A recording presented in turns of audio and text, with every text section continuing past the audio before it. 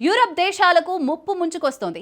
Europe దేశాలను ఒకవైపు ఒరెన్షిక్, మరోవైపు గ్రీన్లాండ్ భయపెడుతున్నాయి. నిన్న మొన్నటి వరకు పుతిన్ భయం మాత్రమే యూరప్కు ఉండేది. ఇప్పుడు ఈ మంచు దేశాలకు నమ్ముకున్న మిత్రుడే మిస్సైళ్లను ఎక్కుపెడుతుండటంతో దిక్కుతోచడం లేదు. గ్రీన్లాండ్ కోసం యుద్ధానికి కూడా సిద్ధమని అమెరికా అధ్యక్షుడు డొనాల్డ్ ట్రంప్ ప్రకటించాడు. ఇటు ట్రంప్ను ఎదిరించాలో, అటు ఒరెన్షిక్లతో దూసుకొస్తున్న రష్యా అధ్యక్షుడిని అడ్డుకట్ట వేయాలో తెలియక యూరప్ దిక్కులు చూస్తోంది. సొంత రక్షణను అమెరికా చేతుల్లో పెట్టి నిండా మునిగింది. ఇప్పుడు చేతిలో సైన్యం, ఆయుధాలు లేక నిస్సహాయంగా ఉండిపోతుంది. అసలు యూరప్ సమస్య ఏంటి? ఎందుకు సొంత రక్షణను అమెరికాకు అప్పగించాయి? పుతిన్ ఒరెన్షిక్ ఎందుకు యూరప్ను భయపెడుతోంది? Watch this story. యూరప్ దేశాలకు ముప్పు ముంచుకొస్తోందా? రెండు సూపర్ శక్తులు యూరప్ని టార్గెట్ చేశాయా? తప్పును ఇప్పటికైనా యూరప్ తెలుసుకుందా?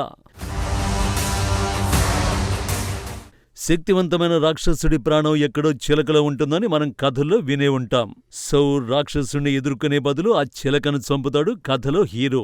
ఆ చిలకను చంపితే ఆ రాక్షసుడు చస్తాడు. అయితే యూరప్ ప్రాణం అమెరికా చేతుల్లో ఉంది. యూరప్ తమ రక్షణను పూర్తిగా అమెరికా చేతుల్లో పెట్టింది. ఇప్పుడు యూరప్ పై సేమ్ అమెరికానే యుద్ధానికి సై అంటోంది. గ్రీన్లాండ్ ను తమకు అప్పగిస్తారా లేక యుద్ధం చేస్తారా అంటూ డొనాల్డ్ ట్రంప్ బెదిరింపులకు దిగుతున్నాడు. గ్రీన్లాండ్ తమకు ఇవ్వకపోతే రష్యా లేదంటే చైనా ఆక్రమించుకుంటాయని ట్రంప్ వాదిస్తున్నాడు.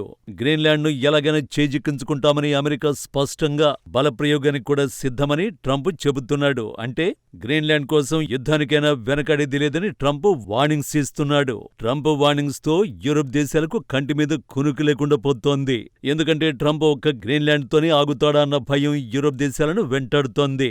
పైగా అమెరికా యుద్ధానికి దిగితే ఎదుర్కొనే సత్తా యూరప్ ఖండంలోని ఏ దేశానికి లేదు. ఇన్నాళ్ళు తమ రక్షణ కోసం అమెరికాపైనే ఆధారపడ్డాయి. ఏ దేశమైనా సొంత రక్షణ వ్యవస్థల్ని ఏర్పాటు చేసుకుంటుంది. మరి ఎందుకు యూరప్ దేశాలు తమ రక్షణను అమెరికాకు అప్పగించాయి? అమెరికా దాడికి దిగితే యూరప్ దేశాల పరిస్థితి ఏంటి? ముందు యూరప్ దేశాలు తమ రక్షణను ఎందుకు అమెరికాకు అప్పగించాయో చూద్దాం. రెండో ప్రపంచ యుద్ధం తర్వాత యూరప్లోని బ్రిటన్, ఫ్రాన్స్, జర్మనీ, ఇటలీ వంటి ప్రధాన దేశాల ఆర్థిక వ్యవస్థలు పూర్తిగా దెబ్బతిన్నాయి. అప్పట్లో సొంతంగా సైన్యాన్ని నిర్మించుకునే శక్తి, పరిస్థితి యూరప్ దేశాలకు లేదు. అదే సమయంలో సోవియట్ రష్యా, అమెరికా మధ్య కోల్డ్ వార్ మొదలైంది. కోల్డ్ వార్ అంటే బాంబులను మాత్రమే ప్రయోగించలేదు, కానీ రెండు దేశాల మధ్య తీవ్ర ఉద్రిక్తతలు నెలకొన్నాయి. అదే సమయంలో సోవియట్ రష్యా సామ్రాజ్యవాదంతో దూకుడు పెంచింది. దీంతో తమపై రష్యా దాడి చేసి ఆక్రమించుకుంటుందన్న భయం యూరప్ దేశాల్లో మొదలైంది. నిజానికి అప్పటికే యూరప్ దేశాల రక్షణ వ్యవస్థలు పూర్తిగా దెబ్బతిన్నాయి. రష్యా యుద్ధానికి దిగితే చేతులెత్తేయడం ఖాయం. అందుకే సోవియట్ రష్యా నుంచి ఎదురయ్యే ముప్పును ఎదుర్కొనేందుకు యూరప్ దేశాలకు బలమైన రక్షణ కవచం అవసరం పడింది. ఈ క్రమంలోనే అమెరికాతో కలిసి యూరప్ దేశాలు నాటో కూటమిని 1949లో ఏర్పాటు చేశాయి. ఈ గ్రూపునకు అమెరికా నాయకత్వం వహించింది.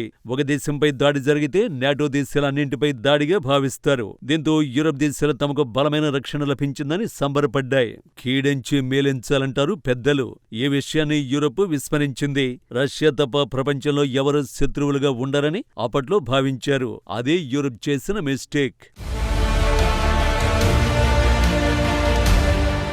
అప్పట్లో కాపాడుతామని ముందుకొచ్చిన అమెరికా ఎప్పుడో ఒకప్పుడు తమకు వ్యతిరేకంగా మారుతుందని యూరప్ దేశాలు ఊహించలేదు. పోనీ ఆర్థికంగా పుంజుకున్న తర్వాత అయినా యూరప్ సొంత రక్షణ వ్యవస్థల్ని పటిష్టం చేసుకుందా అంటే అదీ లేదు. చాలా వరకు యూరప్ దేశాలు తమ రక్షణ వ్యవస్థను గాలి కొదిలేశాయి. నిజానికి 2022 నుంచి యూరప్ యుద్ధ భయంతో వణికిపోతోంది. ఉక్రెయిన్పై రష్యా యుద్ధానికి దిగింది. ఈ యుద్ధంలో ఉక్రెయిన్ ఓడిపోతే నెక్స్ట్ టార్గెట్ తామే అవుతామని యూరప్ టెన్షన్తో అల్లాడిపోతోంది. అందుకే ఉక్రెయిన్ యుద్ధంలో ఓడిపోకుండా పెద్ద ఎత్తున ఆయుధాలను యూరప్ ఇచ్చింది. ఈ యుద్ధం 4 ఏళ్లను పూర్తి చేసుకుంటోంది. కానీ క్షేత్రస్థాయిలో ఉక్రెయిన్ మాత్రం ఎలాంటి పురోగతిని సాధించలేకపోయింది. కానీ యూరప్ దేశాల ఆయుధాగారాలు మాత్రం ఖాళీ అయిపోయాయి. చేతిలో ఆయుధాలు లేవు, సరిపడా సైన్యము యూరప్ దేశాల వద్ద లేదు. పుతిన్ ఎప్పుడు దాడి చేస్తాడన్న భయం యూరప్ను వెంటాడుతోంది. యూరప్ మాత్రం ఇప్పటికీ మేల్కొనలేదు. చివరాఖరికి యూరప్ దేశాలన్నీ కలిసికట్టుగానైనా ఉన్నాయా అంటే ఐక్యత మచ్చుకైనా యూరప్ లో కనిపించడం లేదు. ఇదిలా ఉంటే గ్రీన్లాండ్ రూపంలో ఇప్పుడు అమెరికా నుంచి ముప్పు ముంచుకొస్తోంది. అమెరికాను ఎదురించే శక్తి లేదు. గ్రీన్లాండ్ విషయమై అమెరికా వెనక్కి తగ్గేలా ఒప్పించే ప్రయత్నాలు కూడా యూరప్ చేయడం లేదు.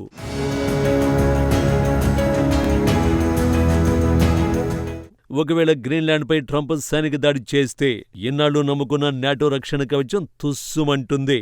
రక్షణ కల్పించాల్సిన అమెరికానే దాడి చేస్తుంటే యూరప్ బెంబేలెత్తి భయపడి బంకలలో దాక్కోవడం ఖాయం. ఇప్పుడు యూరప్ పరిస్థితి మింగలేక కక్కలేక అన్న చందంగా మారిపోయింది.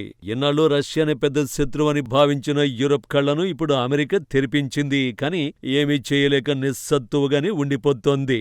ఇన్నాళ్ళు చేసిన నిర్లక్ష్యానికి ఇప్పుడు మూల్యం చెల్లించుకునేందుకు సిద్ధమైంది. గ్రీన్లాండ్పై ఏ క్షణంలో ట్రంప్ దాడి చేస్తాడో అన్న భయంతో ఉన్న యూరప్కు ఇప్పుడు మరో షాక్ తగిలింది.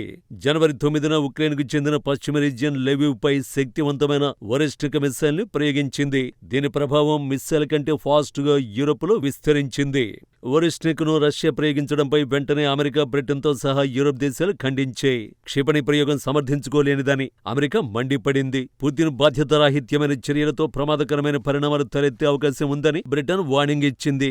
అణు సామర్థ్యమున్న క్షిపణి ప్రయోగించడంతో యుద్ధాన్ని ప్రమాదకర దశకు రష్యా తీసుకువెళ్తోందని యూరోప్ దేశాలు ఆందోళన వ్యక్తం చేస్తున్నాయి. యూరోప్ దేశాలను ఇప్పుడు వరిష్ఠిక్ భయపెడుతోంది. పుతిన్ మిస్సైల్ ను అడ్డుకునే ఏ వ్యవస్థ యూరోప్లోనే కాదు, ప్రపంచంలోనే ఎక్కడా లేదు. అసలు వరిష్ఠిక్ ఎందుకు డేంజర్? జనవరి 9న లెవివ్ ఎయిర్ క్రాఫ్ట్ రిపేర్ ప్లాంట్పై దాడి చేసినట్టు మాస్కో తెలిపింది.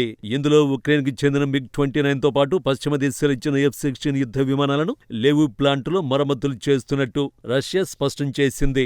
బ్యాలిస్టిక్ మిసైల్ దాడి జరిగినట్టు ఉక్రెయిన్ ప్రకటించింది. కానీ మాస్కో వాదనలను మాత్రం తిరస్కరించింది.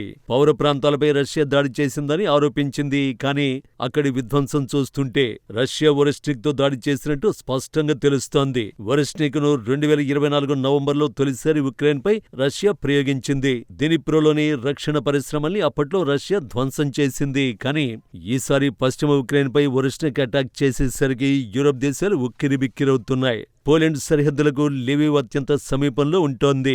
వరిష్ఠిక్ అనేది medium to intermediate range ballistic missile. 3000 నుంచి 5500 కిలోమీటర్ల పరిధిలోని లక్ష్యాలపై దాడి చేసి భారీ విధ్వంసమే సృష్టిస్తుంది. ఆల్మోస్ట్ యూరోప్లోని ఏ ప్రాంతాన్నైనా ఈ మిసైల్ ధ్వంసం చేయగలదు. అంతేకాకుండా పుతిన్ మిసైల్ గంటకు 13,000 కిలోమీటర్ల వేగంతో దూసుకు వెళుతుంది. అంటే వరిష్ఠిక్ ను రష్యా ప్రయోగిస్తే కొన్ని వందల సెకండ్లలోనే యూరోప్ నగరాలపై దాడి చేయగలదు. ఇప్పుడున్న మోడర్న్ మిసైల్ ఏవి స్పీడ్ లో వరిష్ఠిక్ ను బీట్ చేయలేవు. వరిష్ఠిక్ లో మోహరించే ప్రతి ఆయుధం 150 కేజీల బరువుతో ఉంటుంది. నిజానికి సాధారణ యుద్ధ క్షేత్రంలో వాడే ఆయుధం కాదు వరిష్ఠిక్. కేవలం ప్రపంచం దృష్టిని ఆకర్షించడానికే రష్యా దీన్ని రూపొందించింది. ఈ మిస్సైల్ ప్రత్యేకత దాని వేగమే. దీన్ని ప్రయోగించిన వెంటనే ఈ క్షిపణి అత్యంత వేగంగా నిట్ట నిలువుగా వాతావరణం ఆవలకు దూసుకు వెళుతుంది. ఆ తర్వాత హైపర్సోనిక్ వేగంతో తిరిగి లక్ష్యం దిశగా భూమి వైపుకు దూసుకెళ్తుంది. ఈ క్షిపణి ప్రయోగించే మార్గం కారణంగా శత్రువులు అప్రమత్తం కావడానికి అస్సలు టైం ఉండదు. అందుకే దీన్ని అడ్డుకోవడం కూడా కష్టతరమవుతుంది. వాతావరణం దాటి వెళ్లి అంతకంటే వేగంతో దూసుకొచ్చే వరిష్ఠిక్ ను అడ్డుకునే సామర్థ్యం ఉక్రెయిన్ గగనతల రక్షణ వ్యవస్థలకు లేదు. ఆ మాటకొస్తే యూరోప్ వద్ద కూడా దాన్ని అడ్డుకునే ఎయిర్ డిఫెన్స్ వ్యవస్థలు లేవు. వరిష్ఠిక్ భూమి వైపు దూసుకొచ్చే సమయంలోనే అది మరింత భీకరంగా మారుతుంది. ఇక్కడ వరిష్ఠిక్ మరో లక్షణం కూడా ఉంది. ఇది multiple independent targetable reentry vehicle MIRVలతో దాడి చేస్తుంది. అంటే ఏకకాలంలో వేర్వేరు లక్ష్యాలపై దాడి చేయగలదు. వరిష్ఠిక్ అంటే రష్యన్ భాషలో హ్యాజెల్ చెట్టు అని అర్థం. ఈ క్షిపణిలోని వార్హెడ్లు విడిపోయి భూమిపైకి దూసుకొస్తున్నప్పుడు ఏర్పడే అగ్ని జ్వాలలు హ్యాజెల్ చెట్టు కొమ్మల్ని తలపేస్తాయి. అందుకే మిస్సైల్ కు ఆ పేరును పుతిన్ పెట్టినట్టు తెలుస్తోంది. 2024లో జరిగిన మొదటి దాడి తర్వాత ఉక్రెయినియన్లు వరిష్ఠిక్ ను కేదార్ అని పిలుస్తున్నారు. వరిష్ఠిక్ క్షిపణికి అణు సామర్థ్యం ఉన్నప్పటికీ ఇప్పటి వరకు తాము కేవలం సాధారణ బాంబులనే ఉపయోగించామని రష్యా తెలిపింది. అయితే ఈ క్షిపణి ప్రయోగం వెనుక రష్యా బలమైన సంకేతాలను పంపుతోంది. తమతో పెట్టుకుంటే దేనికైనా రెడీ అంటూ యూరోప్ దేశాలకు పుతిన్ వార్నింగ్ ఇస్తున్నాడు. నిజానికి కోల్డ్ వార్ సమయంలో శత్రువుల్ని భయపెట్టడానికి అణ్వాయుధాలను రష్యా తయారు చేసింది. ఇప్పుడు వరిష్ఠిక్ ను కూడా తమ బల ప్రదర్శనకు రష్యా ప్రయోగించి ఉండొచ్చని నిపుణులు విశ్లేషిస్తున్నారు. వరిష్ఠిక్ క్షిపణిని రష్యా ఎందుకోసం ప్రయోగించినా ఇప్పుడు యూరోప్ మాత్రం భయాందోళనలకు గురవుతోంది. ఒకవైపు వరిష్ఠిక్ తమ సరిహద్దులోకి రష్యా మోహరించింది. గత నెలలో బెలారస్ లో వరిష్ఠిక్ క్షిపణులను తరలించింది. మళ్లీ ఇటీవల పశ్చిమ ఉక్రెయిన్ పై వరిష్ఠిక్ తో దాడి చేయడంతో యూరోప్ దేశాల్లో భయం పెరిగిపోయింది. ఉంది. ఇప్పుడు రష్యా యుద్ధానికి దిగినా యూరప్ ఏమీ చేయలేని పరిస్థితి నెలకొంది. ఇప్పుడు యూరప్ వైపునకు తూర్పు నుంచి రష్యా, పశ్చిమ దిశ నుంచి అమెరికా దూసుకొస్తున్నాయి. దీంతో ముందు నుయ్యి వెనుక గొయ్యి అన్న చందంగా యూరప్ దేశాల పరిస్థితి మారింది. నిజానికి అటు అమెరికా ఇటు రష్యా వేరువేరుగా దాడి చేసినా అడ్డుకునే పరిస్థితి యూరప్ కు లేదు. రెండు అగ్రశక్తులు టార్గెట్ చేస్తుండటంతో యూరప్ కు వాటిని ఎదుర్కోవడం అగ్ని పరీక్షలా మారింది. అమెరికా, రష్యా సైనిక శక్తులతో పోలిస్తే యూరప్ విడివిడిగా చాలా బలహీనమైన దేశాలు. అమెరికా, రష్యా వద్ద ఉన్న అత్యాధునిక క్షిపణులు, విమానవాహక నౌకలు, 5th జనరేషన్ యుద్ధ విమానాలతో పోటీపడే శక్తి ప్రస్తుతం యూరప్ కు లేదు. పైగా అమెరికాకు ఒకే కమాండ్ సెంటర్ ఉంటుంది. కానీ యూరప్ లో ఒక్కో దేశానికి ఒక్కో రకమైన సైన్యం, భాష, యుద్ధ తంత్రాలు ఉన్నాయి. ఈ విభజన అమెరికాకు కలిసి రానుంది. ఫ్రాన్స్, బ్రిటన్ వద్ద అణ్వాయుధాలు ఉన్నప్పటికీ అమెరికా, రష్యా ఆయుధ భాండాగారం ముందు అవి తలవంచక తప్పదు. దశాబ్దాలుగా రక్షణ బడ్జెట్ను తగ్గించి ఆ నిధులను సంక్షేమానికి మళ్లించిన యూరప్ ఇప్పుడు నిరాయుధ స్థితిలో ఉంది. ఇన్నాళ్లు అమెరికా రక్షణ గొడుగు కింద సుఖపడిన యూరప్ ఇప్పుడు ఆ గొడుగుని కత్తిలా మార్చుకుని అమెరికా వస్తుందని ఊహించలేదు. ఒకవేళ అమెరికా దాడి చేస్తే అది కేవలం యుద్ధం మాత్రమే కాదు, ప్రపంచ ముఖ చిత్రం అంతరించిపోయే ఒక విలయంగా మారుతుంది. యూరప్ తన నిర్లక్ష్యానికి భారీ మూల్యం చెల్లించుకోవడం ఖాయం.